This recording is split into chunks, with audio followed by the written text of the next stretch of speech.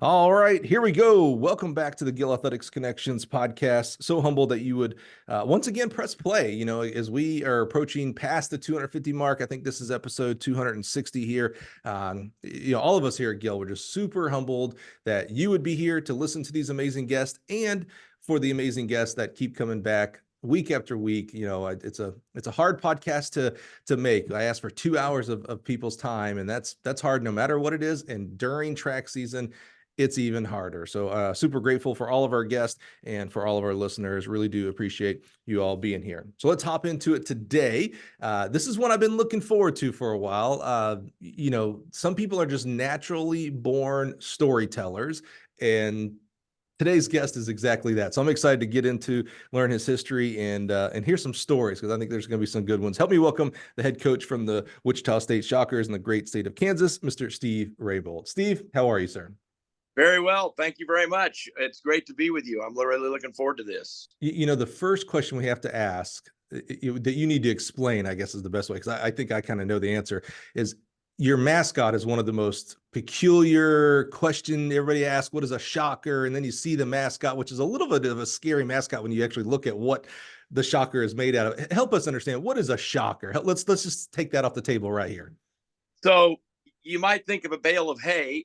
If it's a bale of hay, then it's referred to as a bale. Wheat is referred to as a shock. Mm-hmm. It's truly a shock of wheat. And that's just a bundle, so to speak, of wheat.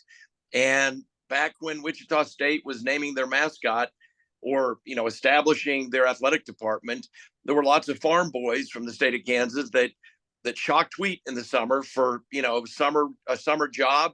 Or heck, maybe they were from the farm and that was the family farm. And so they named it the Wheat Shockers. And back then, I think the Wheat Shockers was more common as a name. Obviously, it evolved and it's just the Shockers.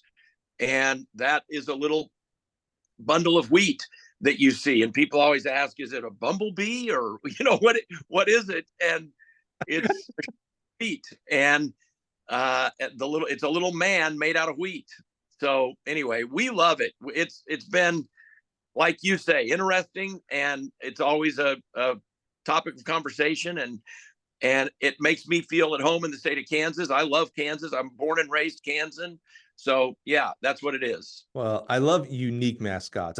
One of my little geekdoms in my head is I love college mascots and knowing what every school and their mascots are and things like that. And so the Shockers one is always cool because it's just it's unique. I don't know of another Shocker, but any kind of wheat-based, farm-based. I mean, there's a couple asparagus type things out there. There's a cool one in Arizona that's a what's that little fruit or little vegetable? Anyway, but there's a couple of them out there. But Shockers is definitely it's a unique one, and I love that. I really do.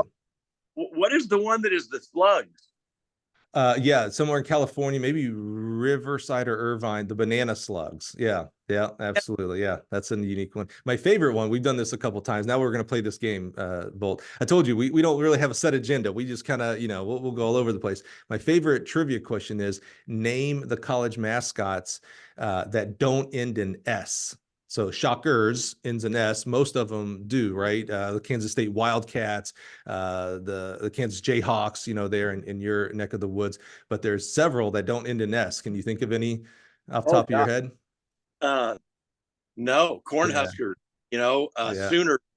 Yeah, all in S. Right. That's interesting. Yeah, my favorite answer is I'm right here in Champaign, Illinois. The Fighting Illini. Oh, okay. Yeah. Sure. Probably the most famous one is Notre Dame, the Fighting Irish. Sure. Right. And then you have Syracuse Orangemen. I think Harvard is the Crimson. I think things actually near you, Tulsa, the Golden Hurricane. Okay. Yeah. Which that's a weird one as well, by the way. First of all, Golden Hurricane, it's no S on it, but why hurricane in the middle of Oklahoma, for crying out loud? Yeah, it's always unique. I love it. And that's not hurricanes. Mm-mm. It's the Golden Hurricane. Mm-hmm. I hadn't thought about that. Yeah. I could go on. Tulsa, Tulane, the Green Wave, Alabama Roll Tide, it's all these different ones. Anyway, okay. but we're here to talk about you, not about trivia questions that are going to help you in your next Trivial Pursuit game. So, Steve, let's talk about your journey in this great sport. Somewhere track and field had to start for you. You mentioned growing up in Kansas. Where does track, and maybe other sports play into it when you're younger as well, but where does track start for you? So I'm 10 years old, and I'm living in Prairie Village, Kansas, and feeding into the school system that's going to end up at Shawnee Mission East High School.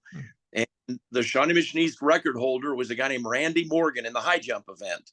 And his brother, Mitch Morgan, was a classmate of mine. I'm in the 5th grade. And I go over to Mitch's house, and there in the driveway is a high jump pit. It's summertime, and the high school coach had allowed Randy to bring the high jump pit home for the summer to practice, in the driveway. Remember back then it's the old straddle roll. So you could set the high jump pit off to the side of the driveway, and you're coming at it differently than we do now with the Fosbury flop. So with the curved approach and all that. So we began playing immediately. I mean, there's all sorts of things that you can do as a 10-year-old playing on the high jump pit. But I took pretty quickly to wanting to learn to high jump, jumping over the crossbar. And I went home and told my dad about it. So this is a little bit story. I'll try to make it quick. But in my science class, we were studying aerobics, the old Kenneth Cooper book, Aerobics. And he started the Kenneth Cooper Center in Dallas, Texas. And he was about health and wellness. And we were studying that. So part of that was a 12-minute run. So my dad and I would go walk up to the high school track at Shawnee Mission East and jog or run for 12 minutes and test how far we could go. And laying there next to the sand pit, which was the long jump pit, was an old crossbar. And my dad had done some straddle rolling as a child in New Mexico, or as a high school kid in New Mexico. And he showed me how to do the old straddle roll. So remember, age 10, this is 1967, because I'm born in 57. And I took to it so quickly, meaning with regard to enjoying it and wanting to do it. Right quick, I would ride my bicycle up to the high school by myself, and I'd grab 2 hurdles and set them at either end of the sand pit and set that crossbar up there and jump and roll into the sand pit, do a straddle roll and roll out of it in the sand pit and by myself. And I could do that for hours. One day, my dad shows up at home with the car full of foam rubber cubes of foam rubber and some folded up burlap. He created a big pillowcase and then stuffed the foam rubber in there. And we had a little high jump pit. And of course, for a 10-year-old, that was enough. It wasn't too long before I started bottoming that thing out, and we had to create a bigger high jump pit. But I had the ability to high jump in my backyard. My dad and I built, in my medal class in 7th grade, I built high jump standards. So, I mean, when I say I took to it, wow. I was a skinny, kind of weak, not very fast guy, but high jumping was something that I could do. And I just fell in love with it very quickly and got involved in the summer track program there in Johnson County, Kansas, the Johnson County Parks and Recreation summer age group program. And I tried all the events. I tried shot putting, and I tried, long jumping and hurdling and 400-meter running, and you name it. But high jump was always the focus of my, long-term love affair with track and field. Give us a little bit of a history lesson here, Steve, on the high jump, because it's interesting when you talked about your friend having the high jump pit in the driveway. I'm sitting here in 2024, so I'm only thinking of the Fosbury flop, the way we high jump down. And then you mentioned the roll and straddle and all this, and I was like, oh yeah, that's right. The high jump's actually kind of a new event the way we do it today. Walk us through. Can you give us a little bit of history? So was everybody rolling at that point in 67 to call it 77, through your say in high school for me, but through high school, was everybody doing that, or was there Fosbury? Because you mentioned an actual mat, which that actually kind of came in through the Fosbury flop, I believe. So Fosbury himself in the state of Oregon, Fosbury flopped into sawdust, if you can imagine, which blows your mind to think about. But he started out being a scissor jumper, and in an attempt to jump higher, just started kind of laying back a little bit, and so that he could elevate his hips a little bit, and scissored. But then he just naturally turned his back to the bar, and I think he jumped, I don't know, 6'2" or 6'3" in high school. Anyway, he was burst onto prominence in 1968 with the Mexico City Olympic Games, jumped 7'4" and won the gold medal. And so this is right after I get going. And at that point, you start seeing some Fosbury flopping. But there was still mostly straddle rolling, a lot of straddle rolling. So then, you mentioned 67 to 77. Yes, I graduate high school in 1975. I end up going to KU. I go on a recruiting visit to KU. Stay in high school for me, because what I'm wondering with you is, so in high school, did you do a mix of the two styles, or did you go straight to Fosbury? That's what I'm wondering, with your history on this. No, I straddle rolled as a 10-year-old, as an 11-year-old, as a 12-year-old, and then as a 13-year-old, I began thinking, I feel like I'm not keeping up. I did real well as a 12-year-old. Actually, I did well as a 13-year-old. And then I guess it was when I was 14 that I was persuaded to try the flop. And I tried it, and it went okay that summer.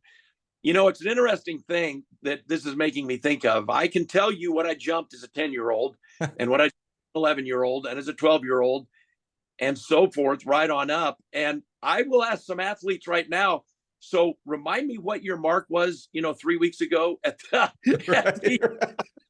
and they can't tell me. And I'm going, so you tell me what your mark was 3 weeks ago at the track meet at Nebraska or at the track meet.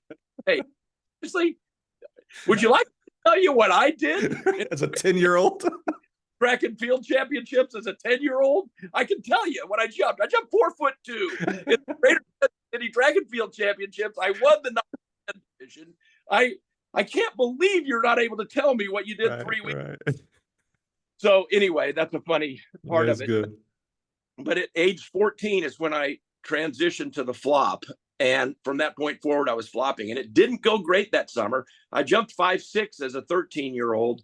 And then I only jumped 5'8.5" with the flop as a 14-year-old. And I was concerned that maybe I was, I don't know, stalling out or something. I was not going to get any better. But as a 15-year-old, I jumped 6'3" in my 10th grade year in high school track. And that was good. I mean, that wasn't great, but it was good. And I was pleased, and I was off and running. You know what I mean? Because I'm trying to think of, because I'm trying to put myself in your coach's shoes.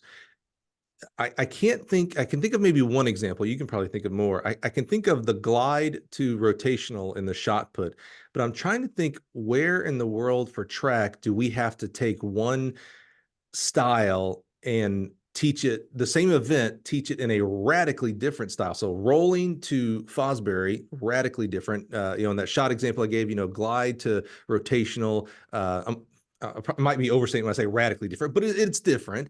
I can't think of another, like maybe a hitch to in the long jump, maybe. The pole vault, from steel pole vaulting to fiberglass pole vaulting. Oh, yes, for sure. Right. That was just a different world. I mean, it was a different, it changed it changed the event radically. Now, I do think there might have been some athletes that made that transition comfortably, but it was tough. I mean, that was a radical change. Yeah, that's a good one too. Yeah, the pole vault.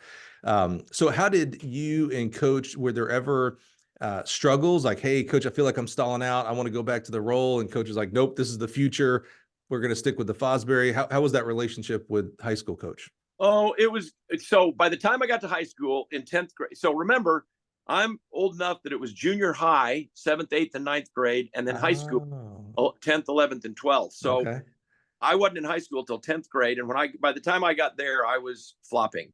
I was a Fosbury flopper. But I had a coach in age group track, but age group track, there's 100 kids out there, and it's basically going from station to station. And I didn't feel like that I was being dictated to by a coach. I was kind of in charge of my own destiny, so to speak. And so I never, it never was much of that kind of a thing. Heck, my dad was helping me at home as much as anything, and he was not knowledgeable. So he was real comfortable to work. He was just helping me. You know what I mean? We just basically playing around and having fun. So anyway, that was a comfortable transition for me. Yeah. Okay. And once I found out that I could do it, I jumped 6'3" as a 15-year-old, as a 10th grader, then off I went, and I did, and I was doing good. I jumped 6'6" as an 11th grader, and then 6'10" as a senior in high school as a 17-year-old. To jump 6'10", jump 6'6" and above is, you got to be athletic. Were you doing other events as well, or any other sports, or just strictly high jump and track? I was hurdling. So I had been a good little basketball player as a child, but I say child, like 5th grader, 6th grader, 7th grader. Then skinniness, and I guess you would say weakness, became more than you get banged around in there playing basketball. And if you're not a fairly stout young guy, you can get pushed around pretty easy. And I just wasn't as athletic. I consider myself an athletic guy. I competed in the 1980 United States Olympic trials in the decathlon event. Right. I consider myself an athletic guy. But at that age, I was underdeveloped, and I was weak and skinny. And so I ended up really just taking to high jumping. And I ran cross country in the fall, but that was just for fun. I mean, I did it for fun. I say for fun. Obviously, I figured I was getting in shape for track. Right. Now I know better about that. Then that's the way to get in shape for high jumping. Right. But I love being out there with guys, and I ran cross country, so. Yeah. How does that 3-mile race help with 10 steps to the bar? Right. Yeah. It's like a little off there. All right. So senior year, you're jumping 6'10". You're thinking about college. Talk to us about, where did you go, and tell us where, if at all, is coaching in your mind at all, or are you thinking about becoming a doctor or an accountant? Tell us about that transition from high school to college. First of all, that we were talking about the straddle roll. My host athlete at KU was a guy named Randy Smith, who was the final NCAA champion with the straddle roll the straddle roll technique in 1974. He jumped 7'2" at Brigham Young in 1974, beat Dwight Stones in that competition, and won the NCAA championship with the straddle roll. So Randy was something of an idol of mine, truly a guy that I looked up to immensely. Coach Pepin coached him. So then Coach Pepin was the assistant coach at Kansas back then, and he recruited me. I've thought about this podcast. I've got unending stories. I could never give you a chance to even ask another question. I think I could literally take over right now and tell the end of the podcast. The floor is yours, my friend. But the bottom line is that I end up at KU, and I've got 2 U.S. Track and Field Coaches Association Hall of Famers as on the coaching staff. Bob Timmons is the head coach, and Gary Pepin is the assistant coach in charge of the jumps. Yeah. And it was epic. It was truly unbelievable. And I want to tell you something. I don't know how it is that God built me, but I knew it. I knew it then. I knew, man, this is awesome. This is spectacular. These are great coaches. Timmy had coached Jim Ryan. And so I just knew, we held him in high regard. We had the utmost respect for Coach Timmons. And then Pep had NCAA champions, the same year that Randy Smith won the NCAA championship in the high jump event. Danny C. and Theo Hamilton went first and second in the long jump event at the NCAA meet. And I could go on and on and on about the accomplishments that young Gary Pepin had there as an assistant coach at Kansas. And so, we could spend the rest of the time just talking about my experience at Kansas. It was remarkable, and I absolutely loved it, every moment of it. I'm the baby of my family. My sisters are 10 and 11 years older than me. And consistently, especially my oldest sister, Carolyn, would tell me, hey, listen, buddy, you're in the first grade. This is unbelievably wonderful time of life. You need to enjoy elementary school because you're having a great time. She's in college at that point. Then I go to junior high and she's like, that stuff about elementary school, forget about that, man. Junior high is the greatest. When you're in ninth grade, you rule the school, buddy. You're the top of the class there in the junior high. Then my senior year in high school, hey man, forget about all that stuff I told you before. Senior year in high school, this is where it's at. And then of course, college, she was like, listen, I've been lying to you all these years. You're getting ready to go to college, man. It's the greatest time of your life. And of course, by this time, she's, 20 something, late 20s, and she's out there banging around, being a school teacher and working hard and all that. And she's going, enjoy every minute of college. I want to tell you something. I woke up every single morning and enjoyed every single minute of college. And a big part of that was that I was on the track team at the University of Kansas. And I was giving thanks for that on the daily because it meant the world to me. It just absolutely meant the world to me. And Timmy and Coach Pepin were a huge part of that, just a huge part of that. I love reinforcement. So earlier this year or last year, we had Clifford Velto on the show, and he talked very much about Coach Timmons, Pep, that whole just how Coach Timmons ran his staff and his graduate assistants and what it meant for him, and basically made Cliff what he is today and things like that. So it's really cool to see this really special time at Kansas with Coach Timmons and amazing athletes and coaches that came through that program. So it's cool to kind of hear that reinforcement from the athlete side for you as well. Absolutely. Well, and you asked earlier, did I think about coaching? Yeah. And the answer is yes. And I have no idea how or why, but literally as a junior high kid, I began thinking about coaching would be a pretty cool deal. And I literally ran into one of my old high school teammates at the KU relays, 15 years ago. And he saw me and we shook hands and chatted, and he said, Bolt, I can't imagine you've been talking about wanting to be a coach since we were, high school kids. And it's unbelievable. You've gotten to do what you wanted to do. This is awesome. And my dad was a hardworking guy. He didn't have a college degree. He went off to World War II before he had a chance to get a college degree. He flew 175 combat missions in the South Pacific as an Air Force captain. Wow. And comes back and he starts working, man, and starts a family and raises us.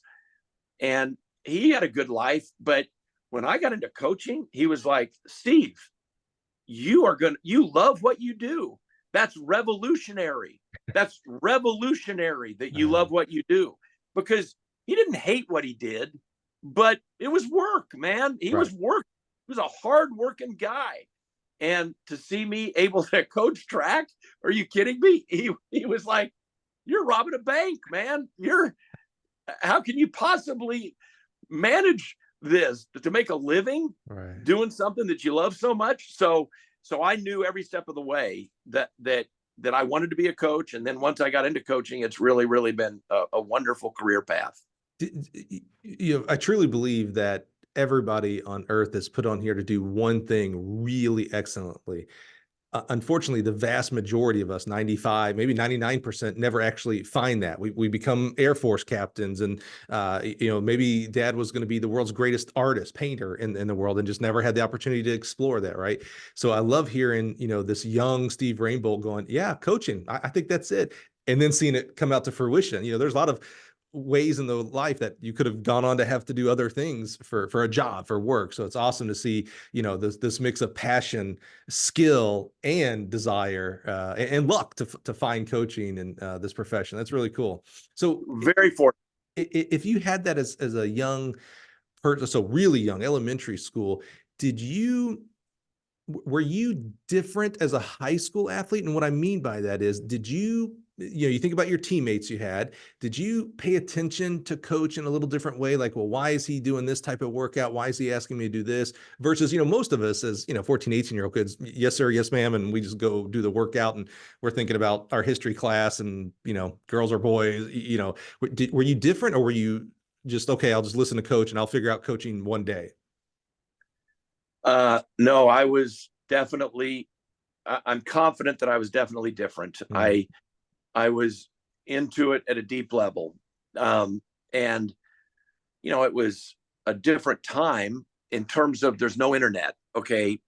I have no internet. I have no real way to do what one could do now with the internet. But there was track and field news. There were journals. There were libraries with books. Aren't I calling out the name correctly? Peyton Jordan. One of the first books I got as a young kid at the library was a track and field book by Peyton Jordan. Wasn't he the great coach at like Stanford or Stanford? Yeah. He was at Stanford, and I devoured that thing. I'm 11 years old, and you're supposed to be reading, Fantastic Four or Spider-Man or something, and you're reading Peyton Jordan's book. I mean, I can remember things from there that now I disagree with. You know what I mean? But that I read in that book and were early influences on me about how to do some of these events. Shawnee Mission East had a bunch of high jumpers, and I was one of the first. Randy Morgan was a good high jumper, a multiple-time state champion, the guy that I mentioned earlier that had the high jump pit. But after him, I broke his school record, and then after me, there were other high jumpers. Well, that was the result of Chuck Solzhen, our coach, and he was not a high jump coach. He and I learned together. And he said that for years, that he had this young guy, Steve Rainbolt, who was really into it. And he just felt like he better, he better bone up on the high jump and figure it out and help me. And he did. He helped me immensely. And he would meet me on a Saturday for a session. It was awesome. He was a great coach, and he helped me immensely. And then he had a bunch of other athletes that ended up achieving at a high level in the high jump event. I could see him thinking like, oh man, I better learn something, because this kid is not going to let it go. So I better learn something. I was wearing him out. That's for sure. But I was into it that way very, very much, for sure. So you pick Kansas, you're a Jayhawk, you go there to high jump. And you knew you wanted to be a coach. So what did you major in? And you mentioned something I knew and I love to explore, because it involves a common friend of ours, my former boss, my former mentor here at Gill, Fred Dixon. You mentioned you move on to a decathlon. So what did you major in at KU, and how did other events start popping in to the Rainbolt high jump world? So I go there as a high jumper. Oh my gosh, it's a interesting story. I was successful. I jumped 7 feet as a freshman, and then I jumped 7.2 as a sophomore. And at my sophomore year, I'm 19 years old, so I was high jumping well. It was going well. I won the Big 8 championship my sophomore year, and was going well. But I go to first of all, Jenner wins the Olympic gold medal in 1976 and sets the world record. That was a big deal, obviously. And I was very much aware of it and keenly interested in it, but I was not thinking about the decathlon at that point. So this is a quick story. Hopefully I can make it quick again. I go to the NCAA championships at the University of Illinois, my sophomore year, Champaign, Illinois, for the NCAA in the old stadium, not outside the stadium, in the old stadium. And, you go to the NCAA championships, you show up there as a team for a week. I mean, you're there for the whole week. And I think the decathlon was maybe on Tuesday, Wednesday, or Wednesday, Thursday, something like that. But the day after we get there, I go out to the track for a workout, and the decathlon is going on. Well, two things. you go through track and field, and Bill Toomey runs 45.4 in the 400 meters and long jumps out over 26 feet. And you think, and then Rayford Johnson, throws the shot put 60 feet or some such thing. And all those guys were world-class at something. All those guys had world-class events. I think that Toomey's 400 would have gotten fourth place in the Olympic Games in the open 400. Wow. Guess what was different? Jenner. Jenner was different. He didn't have a single event that was great. Right. He had 10 really good events. Yeah. And we all found out that he was unbelievably better than we thought because of probably the shot put, discus, and javelin, right, and 1500. But 6'8" in the high jump looked pretty manageable. 23, 6 or 8 or whatever it was in the long jump looked pretty manageable. 47.9 looked pretty good in the 400, but normally the guy was a 49-second runner. I could go on. The 14 mid looked pretty manageable in the high hurdles. And you started going, a legion of American guys got into the decathlon because Jenner's marks looked mad. Right. And so this is 1977 that I'm at Illinois. I go out and I'm watching the decathlon. And I'm seeing guys jump at 12 feet in the pole vault. Well, I pole vaulted in middle school in an age group track, like I told you earlier. And I thought, well, I can do that. And I'm watching guys throw 38 feet in the shot put. And I'm going, I shot putted when I was in age group track. I could do that. And I literally am starting to, the wheels are turning in my head. And then it's time for me to go for a high jump practice. And I'm walking down the way toward the high jump for my practice session, 2 days before the competition. And I'm pretty sure that I'm talking about Ron Livers. Old timers will remember a guy named Ron Livers, who was, by the way, I think about 5'10" or 5'11". I don't know, but not tall. And I'm 50 meters away and I'm watching him, and he's walking toward the crossbar. And then he gets within about 3 steps of it and he goes, boom, boom, boom, and bounces over the crossbar. And it was fairly unremarkable looking, but I thought, I wonder how high that bar is. And I keep walking and I get down there. And when I get down there, I check, and it was 6'9". And I thought, I'm not sure I can do that. I don't know that I can do that. That's a high bar to make basically a little 3-step pop-up and bounce over it like a boss. It was remarkable. Huh. And in that same meet was the coming out party for Franklin Jacobs, who truly was something like 5'7" or 5'8", and jumped 7'7". Wow. And I'm watching this guy and I'm going, I don't think I can do that.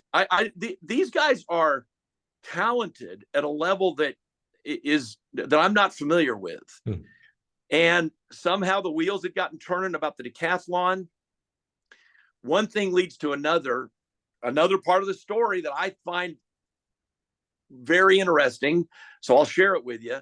2 weeks later, I go to the U.S. Championships in the high jump event at UCLA, and the wheels had begun turning about the decathlon. I had begun thinking about this. And I get there, and Jenner is a commentator. He's a commentator for the event. And I think, I'd like to talk to him. And so I go and get in the autograph line, and I get up there and I go, I'm not here for an autograph. I'm here to talk to you about the decathlon. I know we only have a minute because there's a line here, right? But congratulations on winning the gold medal and setting the world record, but I'd like to ask you how you got into it. And I was wondering if you have your training cataloged. And he said, absolutely. And he was very nice, great guy. And I chat with him and I go, well, could I get your workouts from you? I'd love to see how you trained. And he said, no problem. I'd be glad to send them to you. I go, well, son of a gun, let me get your address. And he goes, don't worry about it. Send it to Bruce Jenner, Malibu, California. It'll get to me. That's a whole different level right there. So I get a self-addressed stamped envelope and I send it to Bruce Jenner, Malibu, California. And no way. Up in weeks, here comes a packet back with his training, his handwritten training in it. Wow. It's remarkable. And I used a lot of stuff in there. I also met Russ Hodge at that meet. Got to be pretty old, probably, to remember Russ Hodge, but this was a stunning world-class specimen of a human. This was a remarkable athlete of the highest order, and I chatted with him, and he invited me over to his apartment. I went over there, and we talked, and we talked about the decathlon, and I started getting into the decathlon. So the next part of the story, you mentioned Fred, is truly interesting to me because of today's world with these handheld devices that I'm holding in my hand right this second, and how we're also connected. I read a track and field news article about Fred Dixon, because in 1977, Fred Dixon's ranked #1 in the world in the decathlon, and he beat the Russians, and he had the second highest score in history behind Bruce Jenner of Americans, second highest American score in history. And there's a picture of him there in the track and field news interview, and he's a tall and slender guy like I am, and he's a Christian guy like I am, and he speaks of his faith in this article, and I'm looking at him and I'm thinking, tall, slender guy, just kind of caught my attention. And I thought, I'm back at KU by this time for my junior year, and I think I want to talk to this guy. And so I call information in Los Angeles, California, and there's a lot of Fred Dixons.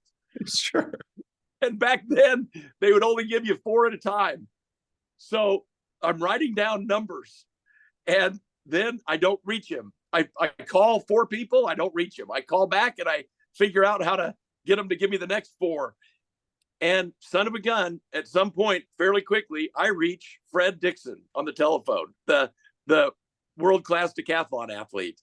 And we forge a lifelong friendship. And that was by me calling information in Los Angeles, California, and finding his phone number and calling him up. Well, that, first of all, I've known you and Fred and your history. I did not know that. That's amazing. You think about, to your point about how connected we are today. And so you think the opposite, the antithesis of that is like, we were not connected. We didn't have internet, cell phones, etc. Yet you were able to track down Fred Dixon in LA, by the way, not Wichita, Kansas. Maybe there's only one there. And what I'm struck by really the most about that, though, Bolt, is the persistence. So when you called in and they were like, yeah, dude, we've got 100 Fred Dixons in LA, most people are going to be like, all right, this is needle in the haystack. I'll stop. I'll figure out something else. You persisted 4 at a time, calling. Oh, you're not the cat. Okay, thank you. Well, sorry to bother you. Click, dial. By the way, you're paying for long distance calls here. We forget about this in today's 2024 world where nothing. There is no charge for long distance, no roaming. No. He was paying like probably back then $1 a minute or something for every dial. But what I'm struck by there is that persistence. Where does that come from? That's not always an innate trait. Sometimes it is innate, but we have to have it modeled for us to do it ourselves. Where does mom, dad, church, school, friends, where does persist? That is really the definition of persistence right there. I appreciate you saying that. And when I say I appreciate you saying that, it's flattering to me, because I have thought that many times. And of course, I don't know. You understand what I'm saying. You don't sit around telling people how persistent you are, but I have thought about that many times when I've been coaching track, and I've maybe had athletes that did not have much stick-to-itiveness or did not have much persistence that would indicate that they are going to find a way. Right. And that's how I felt about it. But I truly go along and I think, but I didn't decide to be that way. I just was. I just was that way. It just is how God built me. And I can't answer exactly how it is, but I wanted to reach Fred Dixon. I could tell from reading the article that he would be a good guy. I just could tell. I want to meet this guy. And so I was determined to figure out a way to connect with him. That's awesome. And, I've thought about this because I know our friendship with Fred and the connection that you and I have with Fred and all of that. I have a couple stories about Fred that just blow my mind and were, I don't know, influential in my life. The story about Fred at the 1984 Olympic trials is truly remarkable. Are you aware of the story I'm talking about? He didn't talk much about 84. I knew of 76 and the 76 Olympics, and we obviously all know, I should say obviously, most of us probably know about 1980 and the boycott and those kind of things. 84 was kind of a comeback year. He actually went out, my memory is went out of the sport, but came back in for 84, and I don't think it went well. Tell me your side there. Okay, so try to make it quick. He's on the Olympic team with Jenner in 1976. Right. He hits the hurdle and stumbles badly in the high hurdle event and doesn't do as well as had anticipated. I mean, he was a gold medal contender. Yeah. He was a guy that was one of the contenders. I'll tell you, just to add to that story. So when I first got to Gill and met Fred, and you immediately heard, he was on the 76 and 80 teams. And I was like, oh, okay, obviously he was a stud and things like that. And then one day, and I'm so surprised, you'll be surprised that he's the one who actually sent this to me. I get, because he lived out in Oregon at the time when I was here in Champaign. And through, we used to use AOL Messenger back then. Now we have Teams and all that kind of stuff. But he messages me. He just sends me a YouTube link, and he's like, "Hey, I thought you might find this interesting." I'm a couple years into Gill now, so we're, he knows my love and passion for what we're doing here in sport and everything. And it's the second day of, I think, the Pan Am Games. And so it goes through, the second, the hurdles and all that kind of stuff. It's him and Jenner, they go 1 and 2. I think Jenner wins it or whatnot. But what struck me was at the end, the interviewer, he's got Jenner and Fred next to him. And he says, so I think it was 75. So he goes, so boys, you two are going to you're the hands down favorite for the gold medal. How's this going to play out? And I knew Fred was good, but I never knew he was in the conversation of Jenner and gold medal. And, so it really was like, oh my God, wait a minute, this guy, Fred, was athletically. And then, as we travel together and tell stories, I learn about the faith and not even being an athlete really, in the traditional sense and everything. So it just struck me, where Fred, not only, I don't want to say where Fred was in the pantheon of decathlon, because history is history, where he is in the pantheon of decathlon. Oh, so he's huge part of it. Huge. Yeah. So sorry, go ahead. So, so he's on the team with Jenner in 76. Then in 80, he makes the Olympic team. And, by that time he had gotten into a program that was back then an Olympic assistance, employment assistance deal. Right. I think it was with Bristol Meyer or something like that. That's right. Yep. And they would let him leave at noon. He could have basically what full-time pay for part-time work.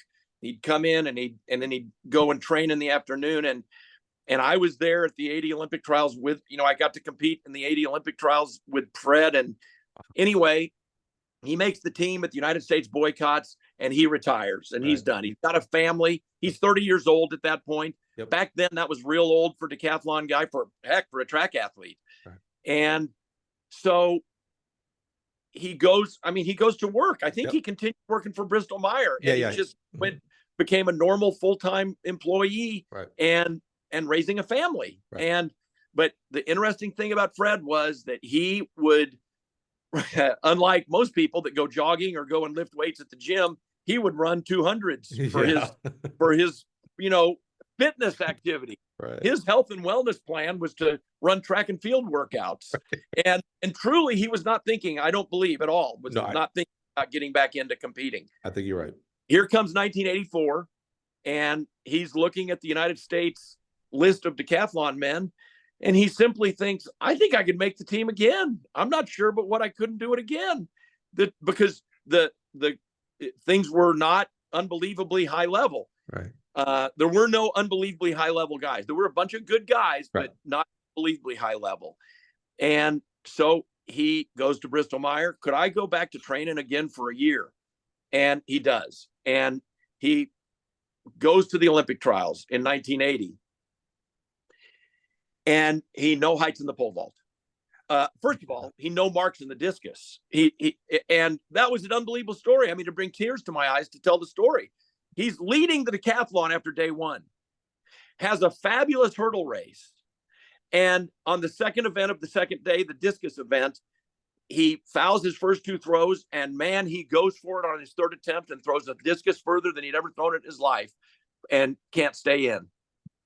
And so he's got 3 fouls and basically decathlon over, but he goes ahead and pole vaults. And I think he might have no-heighted the vault, if I'm not mistaken, but it doesn't matter. The decathlon was over. Yeah. And then he goes and throws the javelin. And at that point that year, there were so many decathlon guys. It looks like it's like 8 o'clock in the evening or 7. Is this when is this when he leaves? He leaves the state.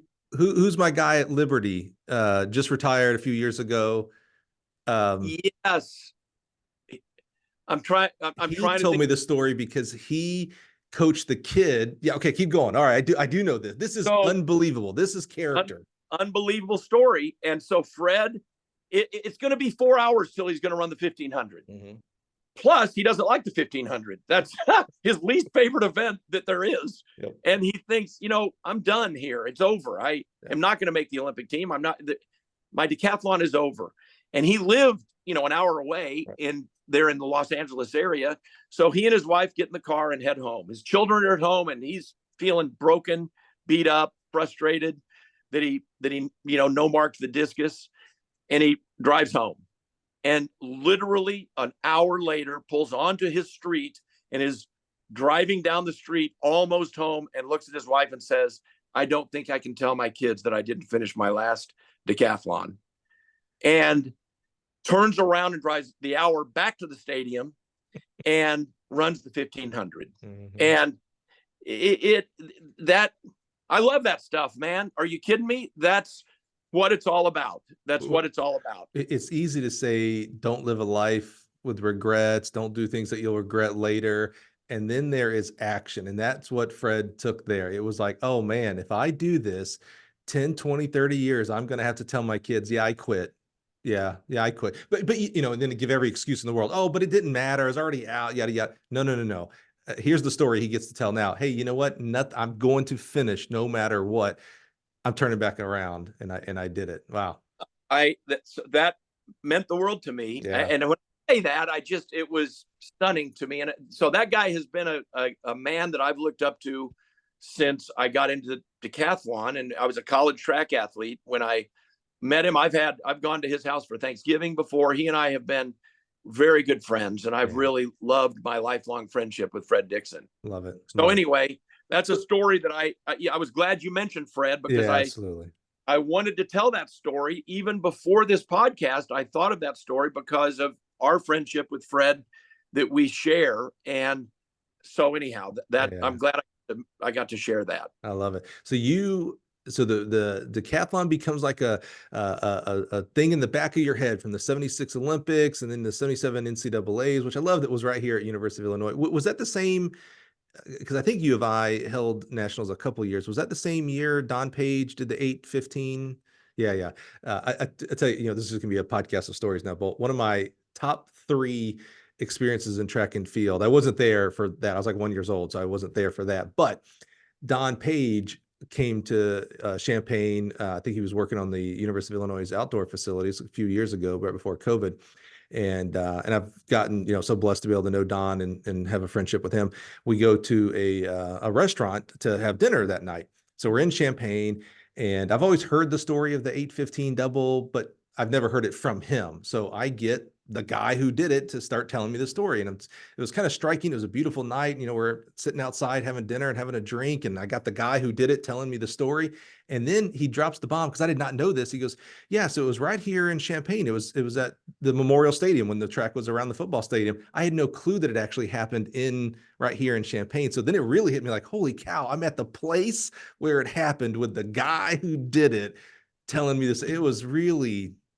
It's phenomenal. He talks about how, the story of Gags and how Gags coached him, and mentally as well as physically. It was just phenomenal. So I love the history right here in Champaign, and forget that we held nationals for a couple of years there.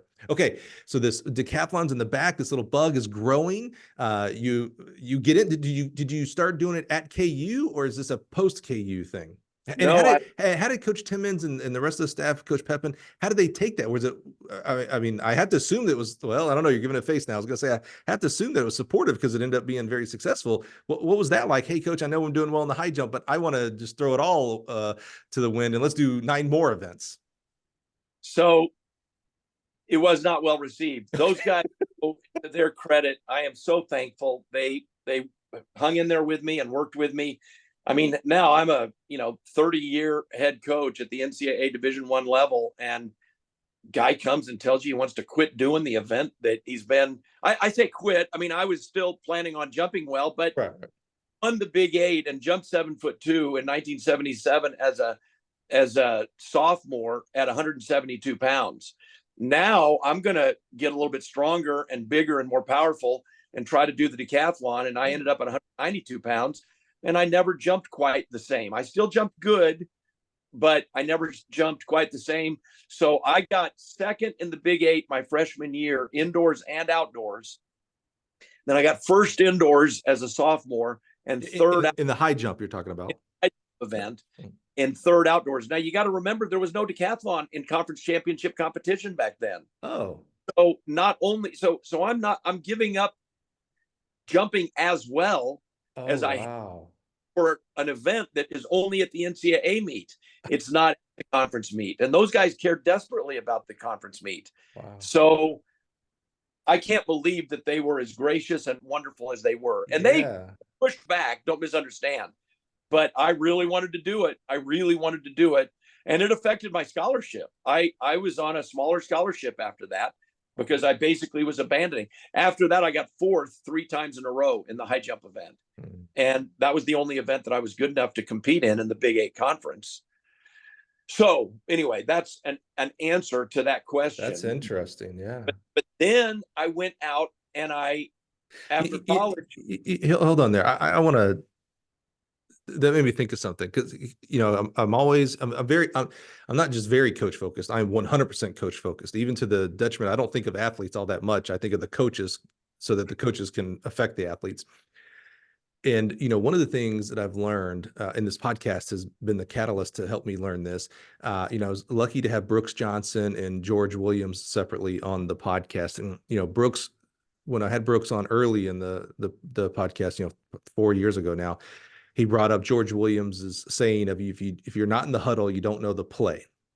And it really affected me, because I really work and strive very hard not to judge others for everything. A guy cuts me off, I try not to, what'd you cut me off for? It's like, oh man, that guy may have just gotten the worst news. I don't know. I don't know. So it really helped me, had like words for it. And then I had George Williams on the show 2 years ago, I think, from St. Augustine's, and got to talk about where he came up with that phrase and why and things like that. So what you just talked about there, Bolt, that made me think of that, because first of all, I was thinking in the shoes of the coach, okay, I have this guaranteed first, second place, because it's not, you're not doing this in your freshman year. You're doing this after your junior year. So I got this guaranteed with Rainbolt high jump. I'm going to get 10, 8, 6. I'm going to get in that range of points. That's awesome. And conference is huge. And he's going to nationals now, he's doing those things now. In his last year to 2 years here, he wants to switch to the decathlon, so I'm giving up. I'm definitely taking something that I call guaranteed. We know in any event, especially the high jump, there's no guarantees, but I'm giving up this really high probability of getting a lot of points in this one event. And I was thinking, to maybe get some points in decathlon. But to your point, there wasn't even a decathlon. So now the coach is like even more like, why? There's no motivation here for me. I have investment and money and time spent into this kid for high jump, and I have no reason to move here. unbelievably to me, the coaches do this. But then what really, so here I'm getting at with the, if you're not in the huddle, you don't know the play. I wonder how many athletes, coaches, maybe friends, family, etc., start seeing your senior year, you're getting fourth, and it's like, oh, it looks like he probably had some senioritis. Oh, he's not taking it as serious. And in reality, it's like, oh, you're actually setting up something pretty special. I don't know that you would have or could have, I don't know, went to the Olympic trials in the high jump, but you eventually, you made it to Olympic trials in the decathlon. That's, I don't care if you made it or not. That is unbelievable talent. Every kid who makes it to the Olympic trials, boy, you are a freak of nature. You are unbelievable. So it just made me think of that. If you're not in the huddle, so a lot of people from the outside had no idea you were training for the decathlon, and start seeing, air quotes here, subpar high jumping, subpar for you, and judged. And it really, that just makes me think, for guys and gals that are listening, coaches, athletes that are listening, when you see an athlete doing not as good as you think they should be doing, by the way, you don't know what's going on. Here it's a positive. Like sometimes it's family members pass away, or health issues, etc. This is a positive. He was training for 9 other events here for the decathlon. It just really, I just wanted to point that out. That just really stuck with me when you talked about where you started going in the high jump, but what was ultimately being built, and people from the outside had no clue what was going on. It's exactly the way that it went. What you just said. I weighed more. I weighed 192.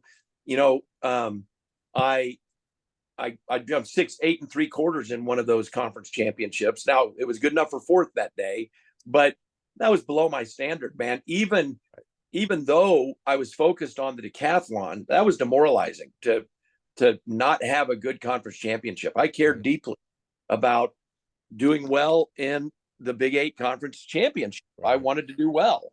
So what you're saying is exactly right. But those guys hung with me, and at some point they were able to see that good things were happening. I scored, on the old table, 7,719 at the Kansas relays my senior year, and then which turned into 7,600 even on the new tables, and got to go to the Olympic trials. And the decathlon, obviously, I knew I wanted to coach, but that was not anything in my thinking when I took it up.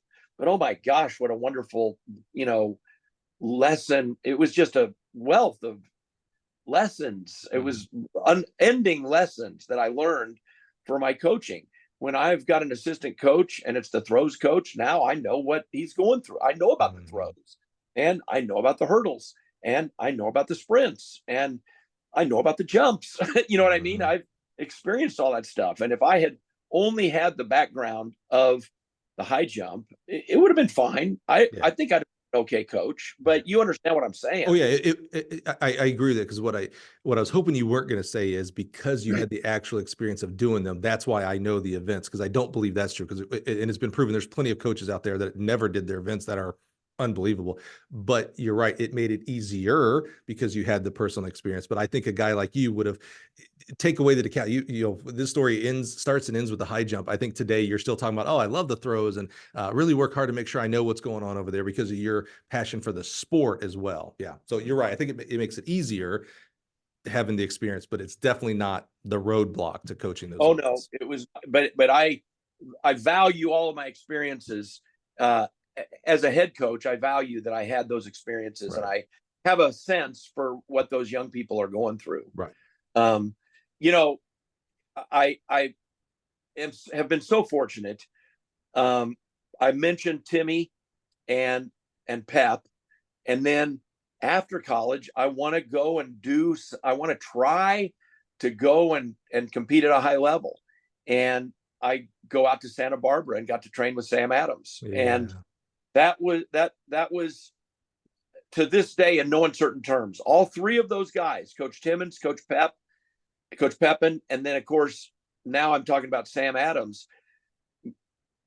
The time I spent with him influences what I do on a daily basis out here at track practice. It influences what I do every day. I think of the things he said. I think of the ways that he demonstrated. I think of like, one of the things I took from Sam is I was injured, and he goes, well, it might be a blessing in disguise. maybe that'll be a blessing in disguise. In other words, I was a hardworking athlete. An injury was going to force me to back off. It was going to force me to freshen up and to let my body heal up after a hard bout of training while my injury was healing up. And so he made and it was the first time I'd ever thought of that. Oh gosh, maybe this time off or this time where I'm limited will be a blessing in disguise. And I talk to athletes about that all the time. The influence that Sam had on me was immense. And the guys that I trained with out there, there were 5 of us that had been in the Olympic trials in 1980. And then a whole bunch of college guys that Sam had on his UCSB team. Right. And so it was a cool deal. It gave me a sense of a decathlon camp. And then Jane Frederick was there, and I got to be real good friends with Jane Frederick. And again, a lot of younger folks might not know who Jane is, but she was the Jackie Joyner-Kersee before Jackie Joyner-Kersee. I mean, she was the U.S.'s best ever multi-event woman until Jackie.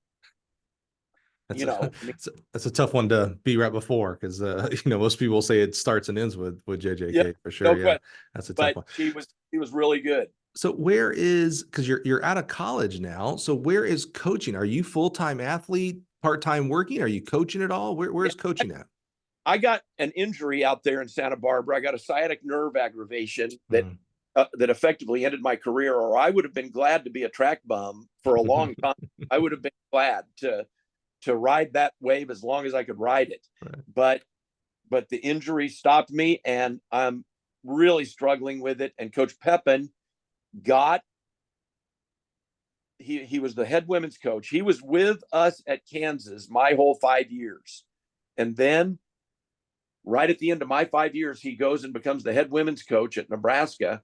And then in 1983, they combined the programs. Frank Savine retired from Nebraska, and they combined the programs and make Coach Pepin the director of both men and women.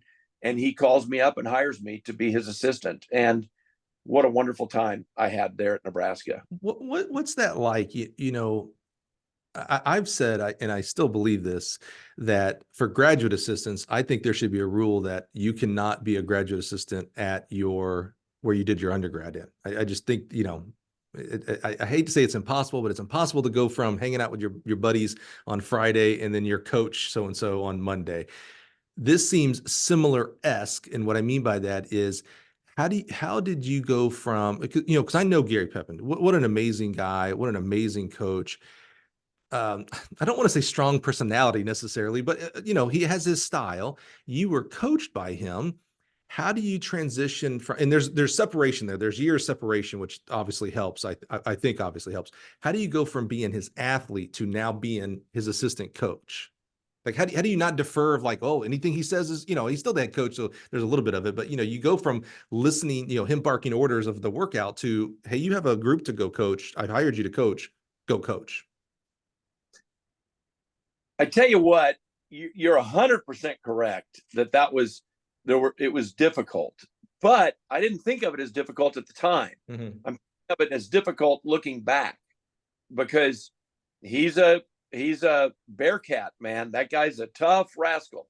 I can tell you, he was something else to work with, but I had the benefit of being very close to him.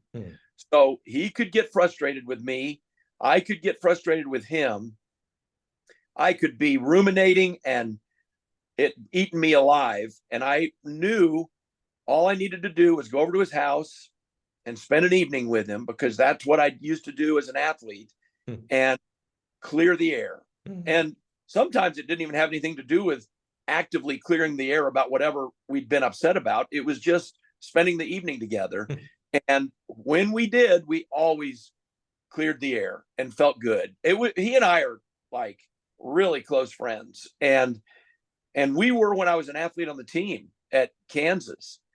I mean, he helped me so much. He was really wonderful, but it was difficult the way you're talking. It was difficult to go and coach for him. But a big part of that was because of him. He's a tough guy, man. Right. He is a taskmaster and expects excellence in the pursuit of track and field achievement. Right. And so now, was that a great training ground? Yep, it was an unbelievable training ground. He was a recruiting wizard. He just worked his tail off at recruiting, and it certainly, influenced me in my coaching career to really value hard work in the recruiting in order to build a program. Oh, right. And I mean, I learned so much from Coach Pep. And here's the other part of that.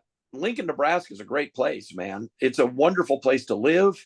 The Big Red Machine, especially back then, was a really special situation. That athletic department is a special athletic department. And so there were so many major positives, that it was only a positive in my memory. It was wonderful. So this is your first full-time coaching job. What it's one thing to want to be a coach. It's since fifth grade, it's one thing to prepare yourself through education, through talking with your coaches, through paying attention to your own training, things like that. Now you've actually got to direct other young people. How did that transition go for you? It went well. I mean, when I say it went well, I loved it every step of the way. However, I will say that first year, I got to work with Angie Thacker, who ended up fourth in the Olympic Games in the long jump event. And she was NCAA indoor champion. And a girl named Heather Smith, who was third in the NCAA as a true freshman in the high jump.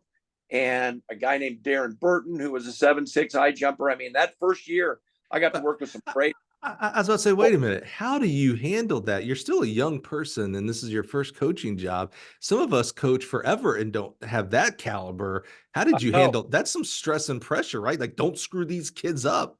Well, my first year, we won the NCAA indoor at Syracuse in women's track. The girls, Merle Naughty and Janet Burke and Angela Thacker, went 1, 2, 3 in this.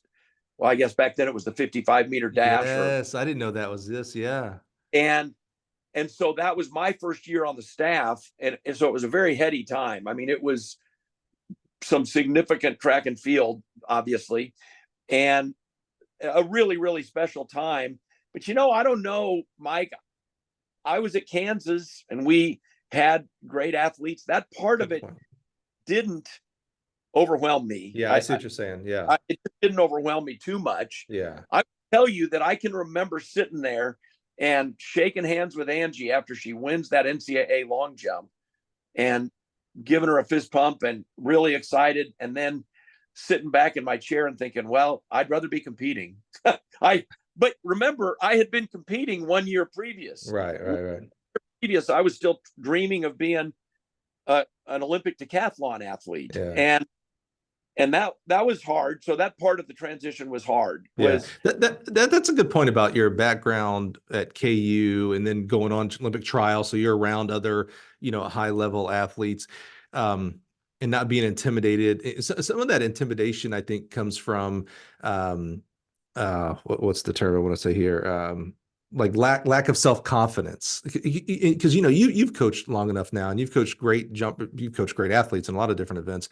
But, the difference, using women's long jump as an example, the difference between coaching a 21, 22-foot women long jumper is not all that different. There's going to be a lot of, don't hate email me, everybody who's listening. You can tweet me, but don't hate email me here. There's not a lot of difference between a 22-footer and an 18-footer, or even a 17-footer. There are differences, but it's not like you do some kind of special workouts for a 21, 22-footer that you just do different maybe intensities or volumes for the 17, or you maybe focus on more technique, and you're still focused on technique on a 22-footer. So, but I think sometimes, I don't want to say young coaches, but coaches who get in that first, get that first, amazing athlete, or get into a program where there's several of them, there's a little bit like, oh, well, I better do more, or I better do extra, or I better do whatever that extra 1% workout that I haven't learned because I haven't gotten to the club yet, but now I coach a 22-footer, so I'm in the club. And that's not true. Hey, listen, what you're saying is exactly right. There's no question about it. I've always felt exactly the way you're talking. So many times I've really enjoyed coaching women's track and field, and I've had success coaching women's track and field. And I've had lots of people say, obviously, coaches and others, obviously it's way different coaching women than men. And I've always thought, yeah, I don't feel like I do almost anything differently for anybody, whether, like you're saying, for a lower level jumper or multi-eventer or a higher level multi-eventer. I am a fairly simple-minded guy, I guess, that way. And in the case of Angie, at the outset, I made the comment, I worked with Angie. I was the jumps coach, and I worked with her in the long jump, but I don't even use the word coached because she was a sprinter who came over to the long jump once or twice a week, and she had a significant knee problem, and she literally didn't jump in practice. We literally didn't do almost even pop-ups. Yeah. Now we would occasionally do pop-ups at the end of an approach, but do you know what we worked on? Her approach. She could sprint without too much knee pain. And then she'd jump at the meets. So I coached her at the track meets, and I coached her in practice, and I was real eager and young. And so I was doing everything I could to figure out how to help her master her approach. You came around to something I was gonna boy, it's hard for me to say this to you, Bolt, to correct you on. Because originally you started out, you said, hey, I said I worked with her. And then you explain, because you didn't get to do what you would traditionally do with call it a full-time long jumper. However, in my mind, now having, I'm an old man now here, Bolt. I've, 30 years in this sport and coaching and on this side, seeing way more about coaches and what they do. That is coaching. Coaching isn't just, I have a full-time long jumper, so we do approach work and pop-ups and, speed work, et cetera, et cetera. Sometimes coaching is knowing when, hey, you know what? I can't do those things. Thank goodness she can do the sprint workouts, and she works with Coach Pepin on that or whatever. Bad coaching would be, well, we're long jumping, so I'm sorry your knee hurts, but we've got to pop up to do this. That's the only way to be successful as a long jumper. That's bad coaching. Good coaching, not just working with someone, is, hey, we're going to take it easy here. We're going to get everything we can out of you, but that means we're not going to be able to do pop-ups or this other type of jump workouts, et cetera. So you came around the end because you said, yeah, I coached her, but I coached her in a limited. But that's coaching, man. That's the cerebral, the whole side of coaching, not just I took her from 0 to 100. So bravo that you understood that. Bravo that you had people that helped you understand that as well. Of like, hey, man, we're not going to be able to do these things with her. We still can win if you don't do those things with her. That's the crazy part. We can still win if you don't do those things with her. You had to keep your eye on the ultimate prize. Right. You're right. And that is get her to the track meet, have her at the track. And I have many times, and this is not to be insulting to any coaches at all, but I have many times said that it seems like, in the way you're talking, that some coaches are writing workouts in such a way as to justify their existence. I mean, on many days, rest on this day is what needs to happen. Rest needs to happen today. And maybe rest needs to happen for the whole Thanksgiving break. And so that 4 days, in fact, let's build it in from September 1. September 1, we're planning that rest is going to happen over Thanksgiving, because we're going to have a good, hard training, cycle and lead up to that point. And then let's back off and give you a chance to rest and recuperate. Yeah. You don't have to write a workout for that day just to justify the fact that you're a coach. You can. You know what I think that comes. I'd love to hear your opinion on this, where I think that sometimes come from. I think you're right. Sometimes it does come from, you're describing it coming from the ego side. I have to justify that I'm a coach. So we're going to work out, hell or high water, your body feels, I don't care. We're going to do this, right? If we rest all week, well, what am I here for? Type of thing. That's an ego side. I actually think the majority of that, because I see that a lot. I'm with you on this. I think coming from this side of the table here, so, I have a different view of it. It might not be the right view, but so I'd love to get your take on this. I think it comes from fear of judgment. I think about, I love convention. I love the Thursday night at the in the lobby of the hotel when coaches gather. I love when we are all talking and we're trading stories and we're trading workouts and we're trading experiences. I love, like, that's the kind of thing I wish I could capture on the podcast, actually, because that's the real culture of coaching. But I think sometimes we get caught up in, oh man, that coach coached, we keep using the women's long jump here. That coach coached a 22-footer last year. Boy, how silly am I going to look when I say, hey, for my 20-footer, we actually didn't work out over Thanksgiving because of I can't say that. So I better make sure we do work. I think there's a fear of judgment in coaching. And that is where I do think the connectivity of today, the social media, cell phone, et cetera, gets caught up, because we post a lot of workouts and a lot of, my kid just won this, my kid just set this PR, and you're sitting there looking at it going, oh my gosh, what's wrong with me? Why aren't my kids PRing every day? Or why isn't she PR'd? Or why haven't we done this? And it's like, well, I guess I better do more workouts. And the access to workouts is incredible today compared to even 10 years ago. I think the fear of judgment drives some of that sometimes. Instead of being confident in your skin, confident in your curiosity to what other coaches are doing, but knowing that your athlete and your situation, your school, your program, et cetera, is vastly different from every other program out there. So you're going to have to do things differently. I agree with you 100%. You've got to try to tailor it to your situation and to the academics, the academic calendar, and the academic schedule, and your meet schedule, and learn what works, in your system. Yep. And go with it. And your location, your facilities, your age and stage of coaching. I mean, Bolt, where you are today, we're talking about Nebraska right now, where you had, a lot of success and coached some really amazing athletes and performances. Would you say you're a different coach today? And when I say different, evolved, like you're even better today than you were back then? Yeah, it's interesting. You've heard the old phrase, that old coach has forgotten more than those coaches will ever know. Mm-hmm. And I used to think that was a cute, old saying or something. And now I go, no, that's not a cute old saying. That's a legitimate remark. I have forgotten more than some young coaches might know. And how do I know that? Because every now and then I hear about something that some young coach is doing, and I go, son of a gun, I used to do that. I'd forgotten about that. That's pretty good. I need to do that again. That was really good. I used to do that. Yeah, but I do think that the reason that I have set aside some of those old things is because I've learned, and I've learned what works, and I've zeroed in on, I've crystallized my thinking down to the things that work, and then eliminated the things that don't work. Right. And so, yes, I'd like to think that I'm a better coach now than I was before. Absolutely. It's a hard thing to do.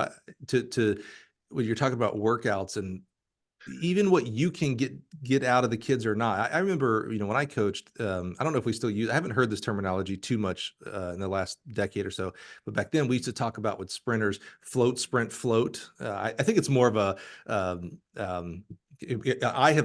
so you said that, Bolt. I have literally forgotten everything. I've forgotten more than you'll ever know, because I have forgotten all of it, man. I'm at a practice, dog. So there's no, I just forget everything. See, now I'm trying, not max velocity. What's after speed endurance? So I think that was kind of a speed endurance workout, but I could never, by the way I was taught it, I could never get the kid. I actually couldn't understand it, how a kid's supposed to go from 100% and then freewheel, the float part, 95%, and then back up to 100. I was like, I just can't concept that. So I can't teach the kids. So I just took it out. All the big dogs were talking about it. And I was like, I must be dumb. I just can't do it. So luckily I was smart enough that I just didn't do it. I was like, all right, we're just not going to do it. I can't figure it out. So, but that's hard, because the ego, I had a lot of big coaches that were like, yeah, we float, sprint, float. And I'm like, yeah, why? I can't. I don't know how to do this thing. So that's hard. That's where confidence has to come in, but also with a dose of humility to continue learning as well. So, okay. You're at Nebraska. How long at Nebraska, and where to next? So 7 years at Nebraska, and then Bill Byrne was the athletic director at Nebraska, and he left there, if I'm not mistaken, went to Texas A&M. But I went and talked to him about, if I want to be a head coach, tell me what I need to do. Tell me what steps I need to take in order be a head coach. And he said, well, you need head coaching experience. You need to go get some head coaching experience. And it has appeared to me that that has changed over the years a little bit, because I know, but back then I will tell you that he was right. There were very few assistant coaches that rose to head positions back then. It seemed like, at least not directly. It was kind of, maybe they did within a program, but to move to a upper level significant head job was very difficult. And in today's world, more of that has happened. More coaches have moved from good programs as assistant coaches to head jobs. But anyway, I heard about the Kent State University head job. I knew nothing about Kent State. I didn't know about the Mid-American Conference. I didn't know about the field house there at Kent State, nice 300-meter oversized indoor track. But I heard about that when I heard about the job, and it caught my attention. I'd been in the Big 8 and kind of what referred to in today's world as the Power 5 level. That's the level that I had been at in college and at Nebraska. And I just wasn't familiar with the Mid-American. Well, I found out, man, that was a heck of a conference. That Eastern Michigan group with Bob Parks and then the Western Michigan, there was some good track and field in that league, man. That was a heck of a conference. And anything below, I say below, at any level that is not what we're now referring to as the Power 5, which back then we referred to as 1A, stuff like that. Eastern Michigan has to be in the conversation for, greatest non-Power 5 track and field operation in history. Yeah. So does Lou Hartzog's old Southern Illinois teams. Those were unbelievable. And it's something that I have aspired to here at Wichita State, to have a program that is thought of as one of the, top programs at this level, so to speak. Yeah, it is interesting. If you don't know the history, I love that you brought up Carbondale's program, because I remember one time I was teaching a level 1 and someone else teaching was from Carbondale back in those days. And he was a 7'2", 7'4" high jumper. And I was like, oh, wow, Carbondale. He's like, oh yeah, I think I was second on my team in high jump. He's like, I had a better guy. He goes, and then we also had, this, 300-foot javelin thrower, and the 4x4 team ran. And I was like, wait a minute, at Carbondale? Because, I get caught in the trap of it. It's only LSU, Florida State, USC, Georgia, I get caught in that same trap that we always get into. That's why I do love, like right now, Northern Arizona specifically, like, man, I love that. I just absolutely love that. So you mentioned you're in the MAC. I totally forgot about that. What was your last year in the MAC? What season? So it was the year 2000. It was the spring of 2000. Okay. I came here in the summer of 2000. Got it. So you left Kent. I came to Ball State for the 2002 and 2003 season. So we just missed each other, but I remember that. I totally forgot about that. Now I remember that. And I agree with you. And I spent 2 years in that conference, and I was just talking to someone, I've been Wendell actually, who, speaking of Kent State, what a bunch of great coaches we had, and we still do in the conference. I'm talking about when we were there, just killers as coaches. I mean, it was a tough conference meet. I always distinctly remember the throws specifically, but the sprints, distance, you're right, with Bob's team, Sue Parks put together an unbelievable squad there at Ball State. It was an amazing time. Miami of Ohio, Akron. I mean, it really was unbelievable during that time. How did you like, I didn't think about, I was going to ask you about the, coaching in the Big 8, big school, things like that. I totally forget you also went to school at Big 8. So you just knew kind of Big 8. That was your, your whole livelihood there. How did you, I'm going to say handle, how did you adjust? That's a better term. How did you adjust to the mid-major? There is differences, budget, travel, expectations, caliber of athlete that you can attract initially out of high school, et cetera. How did you adjust to that level? So I don't know that I've got a great answer to that question, but I will tell you this, is that as a matter of regular routine, it didn't occur to me very much. And what I mean is, track practice out here is just like track practice was at Nebraska, and it's just like track practice was at KU, and like track practice was at Kent State. And now, when did I notice? I noticed, and I mean, this is a transparent conversation. I noticed at the NCAA meet. At the NCAA meet, I would be less than honest if I didn't admit that I noticed the guys, you know, my old staff mates walking around with a Nebraska jacket on, or the other guys and gals walking around with the SEC jackets on and the Big Ten jackets on, and the Big 8 and then obviously real quick after that it was the Big 12 jackets on.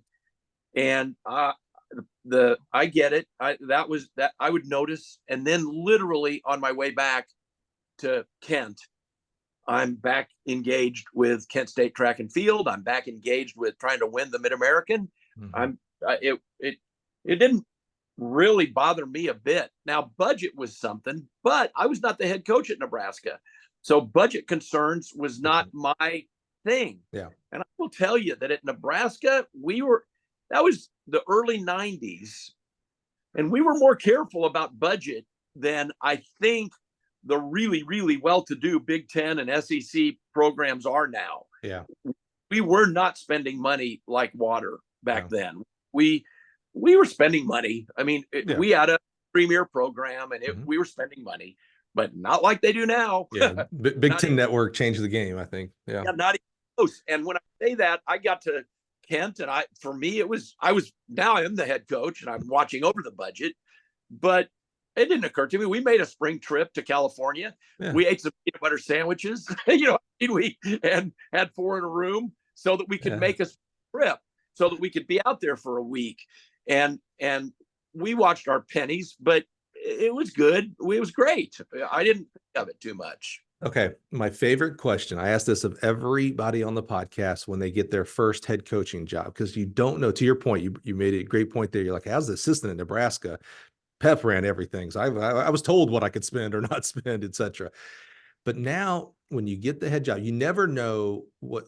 I think a lot of assistants think they know the head coaching job, but you never know until you are sitting at that desk and have those responsibilities. So I'm always curious. I got 2 questions for you. The first one is, when you got the head job at Kent State, what did you think?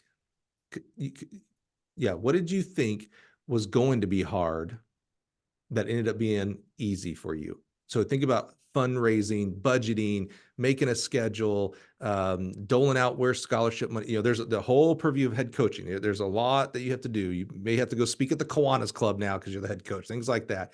What did you come in thinking, I might struggle here, but as you got into it, it was like, oh, okay, actually I picked that up pretty easy. That wasn't as hard as I thought it might be.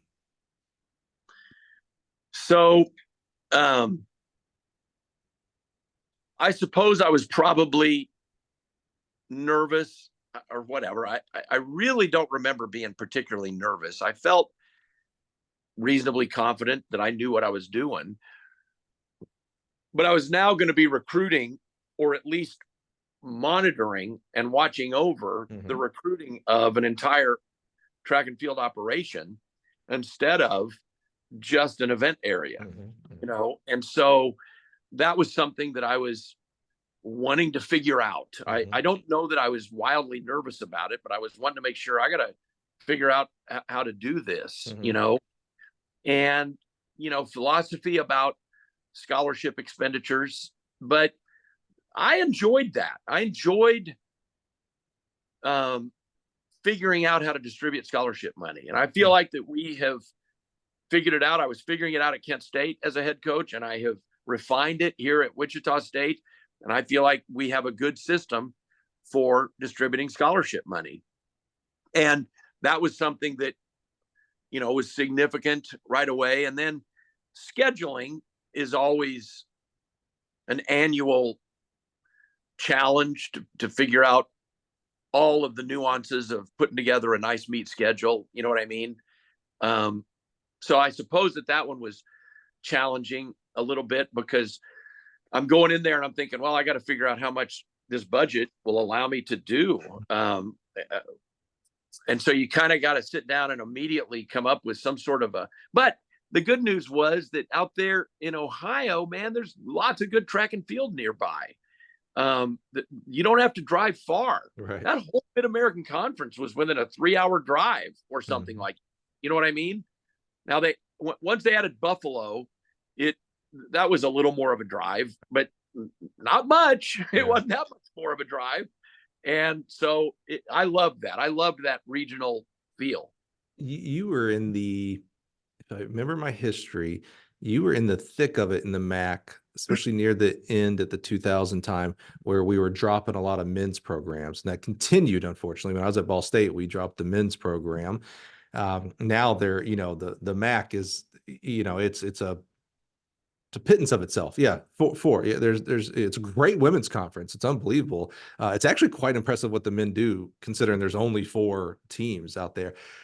How did you navigate those waters? As you just think about us dropping men's programs, and the MAC was just devastated as we were trying to become the next BCS football conference there in the MAC, which is just ludicrous. How did you handle and navigate any concerns that were maybe coming up at Kent? You might be right. We might have dropped some, but really, even all the way up until I left, it was still 8, 9 teams on the men. And because I feel like it happened in one big felled swoop, all of a sudden they dropped 4 or 5 programs, and it was down to 4 or 5 teams, I think. And that was right after I got to Wichita State, somewhere early on in the 2000s. Right. Yeah. And so I didn't feel it. I don't remember feeling that. Okay. But oh my gosh, I loved being at Kent State. That's a great place. I'm a Kansan, and so this was a lateral move professionally to go from Kent State to Wichita State. The Missouri Valley that we were in when I got here was similar to the Mid-American. The budget here was similar to the budget at Kent. I could go on. It was over and over and over. The athletic department was a similar kind of an athletic department, other than that we don't have football here. But the bottom line is that this was something of a lateral move professionally. But I love, the reason I did that was because it was get back home, get back closer to home. And we host the state high school championship. I competed right out here behind me in the state high school championship as a high school athlete. And it's meaningful to me. It means a lot. And so I thought this was great that I would come. Did you think, and I appreciate you moving it forward, because for the sake of time, I have a billion other questions I want to make sure we get in. So I appreciate you moving it forward here to Wichita. Did you move to Wichita? I get the family and the connections, and totally didn't even think about you competed on that facility. That's I love that kind of closed loop there. I really do love that. Did you go there thinking, I'm assuming at this age and stage, Bolt, that you're going to retire from Wichita State? I could be wrong. That's an assumption here. But did you go there thinking, yeah, this is going to be the last job to retirement? Or it was like, oh, no, I'm going to go back home and we'll see? I probably did not think that this would be the final one, but I was open to it. Right. All along, I've been open to staying here forever. But in the interest of transparency, my alma mater would have always been a dream job. That would have been a dream job. Sure. And I enjoyed my time in Lincoln, Nebraska so much that would have been something of a dream job. Sure. But at some point, I'm 66 years old.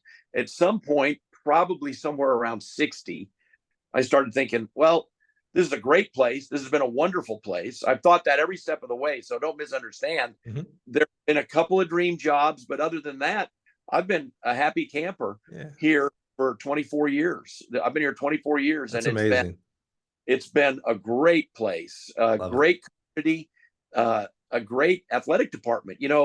Men's basketball was in the Final Four in 2013. And so we rode a pretty terrific wave for a long time of upper level basketball success.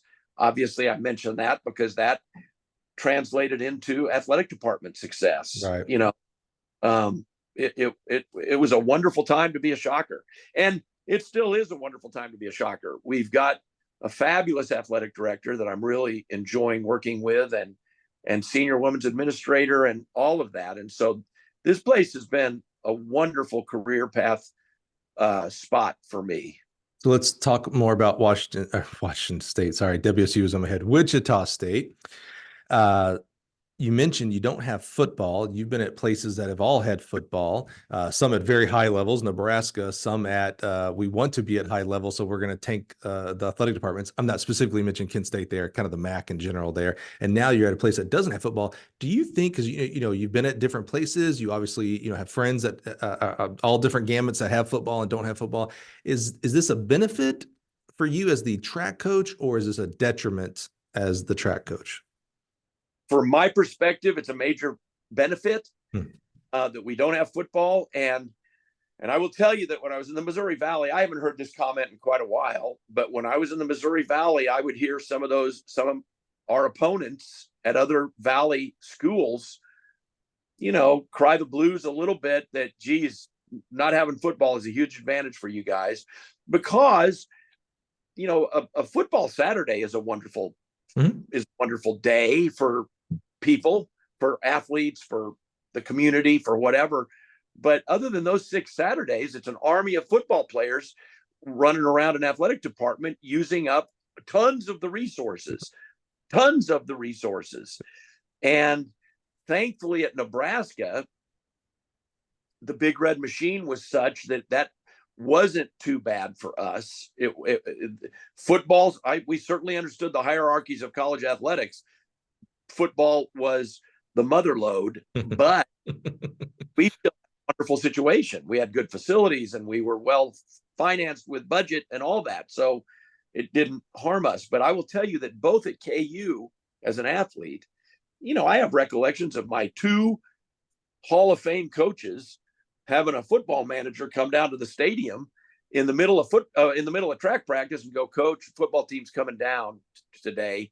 They didn't think they were going to, but they're on the way. You're going to have to leave." And we'd have to leave. Wow. And it didn't happen very often. I love KU and all that, but it happened multiple times, and it made you feel like a second-class citizen. And I didn't like that.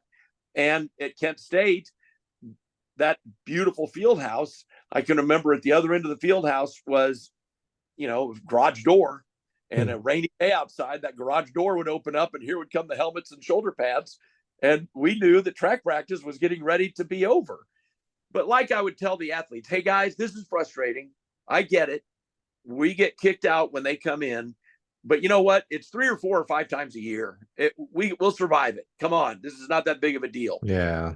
Now I was trying to put a positive spin on something that was pretty frustrating. Yeah. But it was true. It wasn't that big of a deal. That athletic department was wonderful and all that. But my point is that football, I never found it to be spectacular to have a football program. Now, the occasional sprinter, right. You know what I mean? Or the occasional thrower. Okay, that was great. But I've not missed it here. Yeah. I just haven't. It not compared to the benefits of not having a football program. Yeah, I love that. All right. Earlier you mentioned when you got to Kent State and you had to start learning and put into play, your recruiting dollar distribution. And, one of the things that has been really awesome to watch, I knew about them when I got to Ball State. I knew about them from your Kent State days, and now, watching for the past 20 plus years here at Wichita State.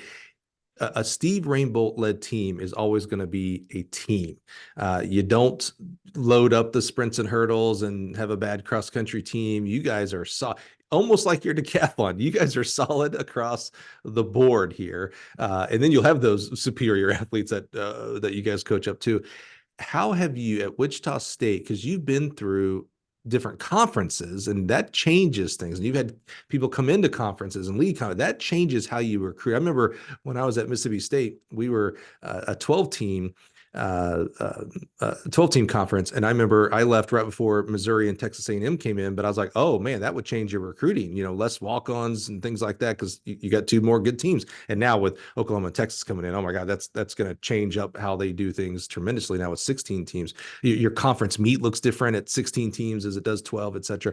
How have you navigated different conferences that kind of, that's a mix that you have no control over that. How have you continued to evolve and amplify that recruiting dollar distribution that you do? Balance and depth. You said it. Balance and depth is the hallmark of our focus. It's what we're going to try to accomplish. We've always tried hard for balance and depth, and we try to distribute our scholarship money accordingly. The first time that we ever sort of questioned that philosophy in our scholarship distribution system was when we went in the American, and Houston's sprint group was otherworldly. Otherworldly.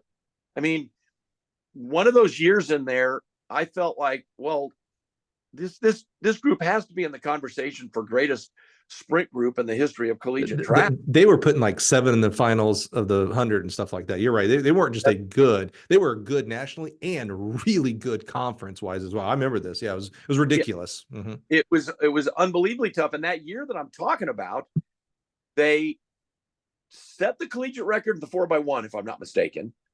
They set some sort of a world record in the indoor 4x4. And they had a national champion in a sprint race. Anyway, I'm thinking just by those 2 relay accomplishments, they have to be in the conversation for best sprint group in the history of collegiate track. Mm-hmm. They got to be in the conversation when you have the collegiate record in the 4x1 and some sort of, I say some sort of, because I always get confused about world records like indoors. Right. International athletes. And same. They set some sort of a world record indoors in the 4x4. And so anyway, it made us question, and only question it made us think was, well, okay, we'll keep recruiting sprinters, but they got to be good enough, or else why invest scholarship money? Because you're staring at that 7 of 8 in the finals, and not only, but it's also not a blip, because you're like, oh, well, their focus isn't going to change off of that. So it's not like, oh, we just have to bear through this for a year or two, let these kids graduate, and then things get back to air quotes normal. It's like, oh man, as long as that staff is there. By the way, they've held that staff all the way through. What am I doing? Why that? This comes with a question mark. That diminishes the value of the money that you're spending on a kid, not the kid, but the money you're spending on that time. Because it's like, man, 1060, that's awesome. Would love to have you. Won't even make the finals. No. Yeah, right. Way to go before you make the final. Yeah. Now, I will say that you mentioned 7 of 8 in the final. That's true. And the 8th one was a Wichita State kid. Yeah, there you go. And I was proud of that. And so we have scored in a bunch of the sprint events, but we're scoring a guy or maybe in the 400 hurdles 2 or 3 guys, or the high hurdles 2 or 3 guys. And we've had some scoring in the 400, but it's hard, man. Yeah. It's harder not to get out. It is not easy. And so I have liked. So you I'm sorry to interrupt you. I want you to continue actually what you're saying there. You said you started to question it. So what was the answer then? As you guys started kind of questioning it, what was the answer? Persevere, change? What did you do? Well, also stick with our foundational principles, which is distribute scholarship money based on contribution to the team effort at American Athletic Conference championship meet competition. That's how we're going to distribute scholarship money. Well, that creates some guardrails for you, because that you have to be good enough in order to get up in that final, in order to deserve very much scholarship money. Mm-hmm. Now, we might still give a small scholarship to an athlete that's not good enough and then hope that they develop. And certainly we're hoping and thinking that they'll be on our 4x1 and things like that. But the other option would be build a 4x1 off of long jumpers and 400 meter runners and high hurdlers and such like that. And and score points in those events. And by the way, we've won the last two outdoor conference championships. Amazing. And I'm really proud of that. Amazing. It's a difficult part of the conversation because so proud of it. That Houston operation is premier and one of the terrific track and field operations in America. And I am so impressed with them. And it meant the world to me as a coach and to our program, to our athletes, to win those two conference titles. It absolutely meant the world to us. And I love those guys on the staff down there at Houston. Absolutely. And so bottom line, that's been, when I say that it's a difficult part of the conversation, what I mean is that I'm at risk of acting like that those two championships have meant more to me than the other 33 that we've won during my time here. Right. Because we've won 35 team titles here, and every single one of them been super meaningful and a major celebration and all of that. These two have been special. There's no way. It's just a fact, you know. Winning is hard. And I think we get spoiled in track because we have, 21, 22, whatever the number of events are. So every meet we go to, there's a winner, where in football, there's one winner, baseball, one winner, et cetera. So I think we get spoiled sometimes. Winning is hard. So whether you're winning the individual event or winning a team title, that's hard. Whether you're in the Missouri Valley, the D3 California Institute, it don't matter. You're up against other people who are also wanting to bury you. It's hard. So every one of those championships, no doubt, I get exactly where you're coming from. And in the face of a daunting, what Houston has put together, I could see where it's like, oh man, everything had to go perfect. We had to go perfect, and we needed a mistake to happen maybe. And guess what? We persevered through that. I love that. All right, two more questions here to wrap us up here, Bolt. One is, I'd like for you to tell us, because you do something really unique. I only know about it a little bit from the outside, from social media and stuff. There's no way we could do this podcast without mentioning the word golf with you. Tell us about this. I don't know if it's a fundraiser for the track program or if you do it for charity. Tell us about this annual, just crazy thing you do on the golf course. Well, so there's a little bit of a backstory. I'll try to make it quick. I'm a fitness oriented guy. I'm a health and wellness guy. I was a physical education major, and I've always cared about health and wellness. And I enjoy fitness. I enjoyed running after I was done with being a competitive athlete. I enjoyed getting out for a run. And as I was approaching 30, I thought, I'm going to do a marathon when I turn 30. That'll be a birthday challenge. It'll be a challenge for me to do. And I started training for it. I ran a half marathon. Somewhere along the line, I got sick, like a bad cold or something, and it sidelined me, and I got sidetracked, and I didn't do it. Age 40, I'm approaching 40, and I start thinking the same way. I'm going to do a marathon, and I get sidetracked, and I don't do it. So I'm approaching 50, and I'm thinking, I haven't ever accomplished what I wanted to accomplish. I'm going to do it this time. I'm going to get up there and I'm going to do something at my 50th birthday. Well, I think of a 50 miler. I think I'm going to go 50 miles. That's what I'm going to do. What actually in the world are you thinking? You could, I know, it's crazy. 6.2. So you say, well, I'll just double it. So I talked with one of my former athletes from Nebraska. She was an All-American 400 on the 4x4 relay, and she had done some ultra marathons. And I go, hey, Jenny, I'm thinking about running a 50 miler when I turn 50. And she goes, Coach, don't do that. Oh, thank you, Jenny. Thank you. He goes, yeah, you should. Yeah, you shouldn't do that. I don't want you to do that. You shouldn't do that. And I'm like, really? I was thinking I'd like to train for it and, get ready and do it. And she's like, yeah, sorry, don't do that. And I go, okay, what about 50 kilometers? And she goes, that would be more manageable. You can do that. That's, 31 miles. That's 31 miles. So I come to the office, and in order to commit myself, I tell the staff, we're going to do a fundraiser. I'm going to be a one-man jogathon, and I'm going to cover 50 kilometers and do it on my 50th birthday. Bottom line, I did it. We sent out flyers. It was a fun event. Did it on the indoor track, if you can imagine.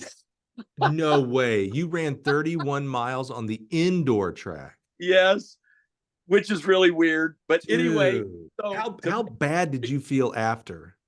I was hurting. Yeah. My legs were demon possessed Oh, boy. because I'm a big guy, and I was not ready for ultra marathoning.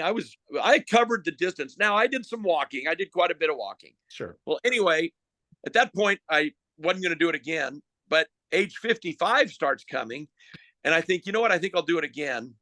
So I did it again. I went 55 kilometers. That was 34.1 miles. Did it right out here on this track.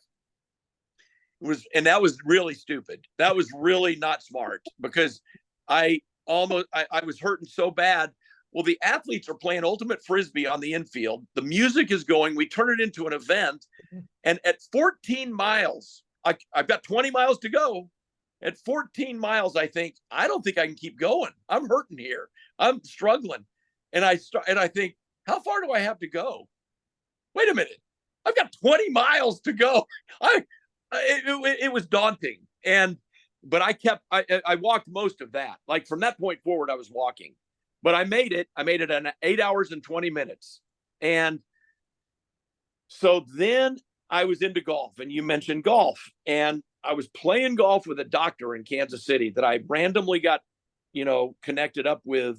They placed me with him, and we're talking about steps on our, Garmin watches and stuff. And he tells me that every year, he's a doctor, every year he goes out one day and plays the number of holes that he is alive. So at this point, he was probably about 68, and he would go out and he would turn it into a little fundraiser. He'd send out pledge forms to his buddies and raise money for the Heart Association. He was a doctor, or something like that. Right.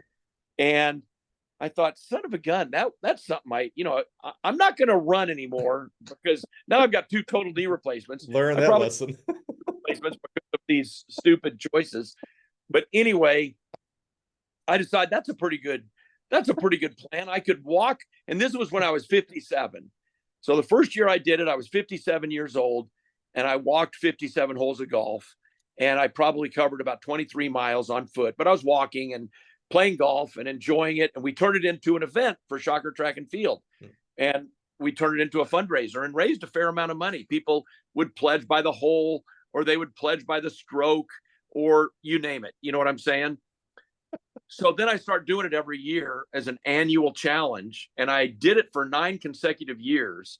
And this past year was the first year that I didn't do it. I had a little heart incident in August.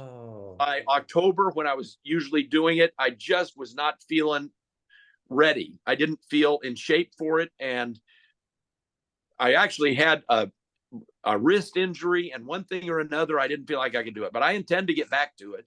I enjoy it, and it's fun. It's hard by the end of the day, but it's not near as hard as those running activities. So what was the last one? 64, 65? No, 57, 58, 59, 60, 61, 62, 63, 64, 65. 65 was the last one. So that's what's the math? So 18 holes, right? So 36, 72. So it's just under 4 full rounds. Right. How long does that take you? Is this like 8 a.m. to 8 p.m.? Yeah. Here's the deal: is that I can't do it in the summer when it's a long day because it's too hot. Sure. And I won't last in the heat. Sure. So I gotta figure out how I can get as close to cool conditions. Right. But with cool conditions are shorter days. And so I'm looking at late October, right around 1st of November.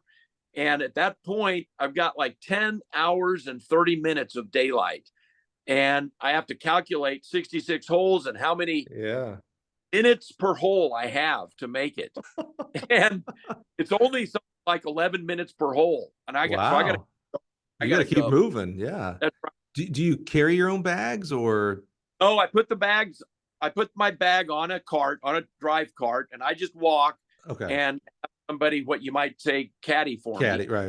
I end up with a little contingent out there of 2 or 3 cars of assistant coaches or athletes. I will tell you that here at Wichita State right now, we have got, 8 guys and gals that are serious golfers, like pretty darn into golf. really good golfers. And so they come out and they'll kind of caddy for me and follow me around. And some of them will play some holes with me. And it's fun. I have a That's fun time. fun. Yeah, I love that. I love uniqueness. I love challenging yourself. I'm so glad. I think you said her name was Jenny. Talked you off the 50 miler. I wish she would have talked you off of the 30 mile. That's also crazy. I love how you're a guy who's never done a marathon, but you've done 30 and 35 miles. That's just, that doesn't exist in this world, but of course it does with you. All right, Bolt, wrap us up today. You've been at Wichita State now for 24 years. We're not rooting for, actually, I am rooting for retirement because I think you deserve it. I was just talking to someone else about retirement, a coach, and I was like, selfishly, I say I never want you to retire because I love having you in the profession, but I also truly believe you deserve to retire for your family, for your own personal sake, etc. However, that's not coming up anytime in this season. So what's got you excited as you look forward to whether you dictate what the future looks like, whether it's this season, next season, 3 seasons, what's got you excited about Shocker track and field? I'm still enjoying coaching these athletes. I love our athletes. I love the team aspect of track and field. I am not excited about a lot of different things that are happening in college athletics right now. That would be a whole nother podcast, but I am excited about Wichita State, our team in the American Athletic Conference. It's a good conference. I love the coaches and the teams in our conference, and I enjoy getting around to the conference meets. And so I will tell you that this, the high jump has been my lifelong love affair, and the multi events have been my lifelong mistress. And it's just been, I truly have loved those events, and those are the events that I coach. I help out with the hurdles on our staff, but I am in charge of the multi events and the high jump, and I'm really enjoying coaching those athletes. And so it gets me excited to think about rolling on forward until I retire with the athletes I'm coaching and others that we've already recruited in those events and all that. So I'm really enjoying this. And, here at Gill, our CEO has a famous saying. I talked about George Williams' famous saying. So I've kind of adopted as my own mantra here: healthy things grow. Things are growing at Wichita State. You mentioned the state meet, and, when you're listening to this, you're probably listening to this in May of 2024. April and May, we have a bonus series that we're doing where we interview one coach from every state to talk about their outdoor state meet. And you might want to go back and listen to the Kansas state meet because it is a lot of tradition, a lot of history that happens there. You guys, Cessna Stadium here it's getting a redo, a much needed and deserved redo. We're going to have a whole new complex there as well. So healthy things grow. So that's got to have you kind of excited. I hope that this project they're going to do it in phases in order to make sure that we're always ready every May for the state track meet. And so I'm not sure how those phases are going to go. I hope that they go, 1 year, if it's a 3-year period of time, then I'm looking forward to being able to coach in this facility, in our new facility, for at least a year. If it's a lot longer than that, if it takes a lot longer than that to raise all the funds, so just, what I mean, then I don't know if I'll ever get to coach in this new facility. Maybe you just have to golf more. Keep it going. That's right. 100 holes, baby. Let's go. Well, Steve, thank you so much. Again, this is not, I've said this over and over. It's not an easy podcast to be on because this isn't a 20-minute podcast. We get real deep here. And I think, you actually hit the nail on the head here. We could, this is about a 2-hour. We could gone 4 or 6 hours because I said it from the very beginning. You're the king of stories, not only because you live a lot of them, but you tell them so well. So I'm just so grateful for you. I had a blast. Anytime I get to talk about my mentor, Fred Dixon, is always, that's an amazing time. We've had Harry Mayer on here as well. And just, that decathlon history is it's really fascinating, actually. And, your history with Gary Pepin and Bob Timmons, I mean, it's really just amazing. I think there's a lot of lessons that are in there. And so just thankful for your time. It means a lot to me. You're getting ready for conference and nationals and regionals and everything while trying to get a project going and still running a program. So grateful for your time. That means the world to me. Well, I want you to know that I really appreciate you doing this. I think it's fabulous. I think it's a wonderful service to the coaching community, and so I admire what you're doing a lot. And I always love seeing you when we get a chance at the national or at the convention or wherever we track meets that we cross paths. And so, thank you for all that you do for the college track and field. Absolutely, you deserve it, man. You deserve it. All right, everybody. Thank you for being here. Really do appreciate you again, plugging in. These coaches deserve it. I think, this is another great example of a coach who, what an amazing history. I think this might be the first, you can excuse my memory after 250 episodes, but this might be the first coach on here that as as young as a fifth grader was like, oh yeah, I'm gonna be a coach, and then lived it out. I mean, when I was in fifth grade, I said I want to be an astronaut, and I did not live that out. Probably better that way for all of us here. So just great to hear his story, and think there was just a lot of life lessons out there for you. So join us next week. We'll do it all over again as we're getting close to the NCAA championships. This is championship season. It's the best time of the year. Thanks, everybody. Have a great day.